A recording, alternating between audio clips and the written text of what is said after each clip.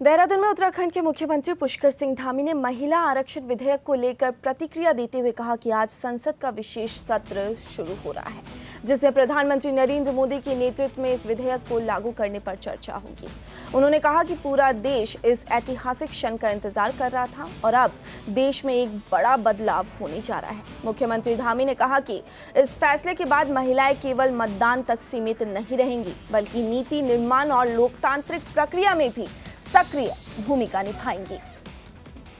पहले तो इस महिला बिल पर जो संशोधन होने जा रहा है और महिला बिल लागू करने की दिशा में भारत की संसद आदरणीय प्रधानमंत्री जी के नेतृत्व में जो चर्चा आज से प्रारंभ हुई है, ये एक युगांतकारी निर्णय है और युगों युगों के बाद ऐसा निर्णय होता है। लंबे समय से पूरे देशवासी, पूरी मातृशक्ति, देश की आधी आबादी इसकी प्रतीक्षा कर रही थी और ऐसा ऐतिहासिक निर्णय माननीय प्रधानमंत्री नरेंद्र मोदी जी के नेतृत्व में लिया गया है।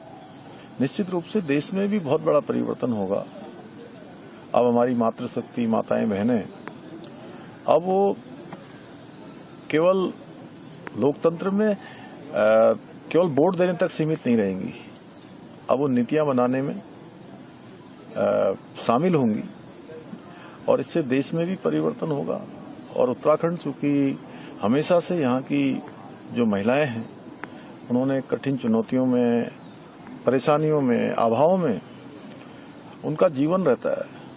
वहाँ से जब इतनी बड़ी संख्या आएगी तो निश्चित रूप से इस दिशा में भी उनके जीवन को अच्छा बनाने में, सरल बनाने में और आसान बनाने में बहुत बड़ा परिवर्तन होगा।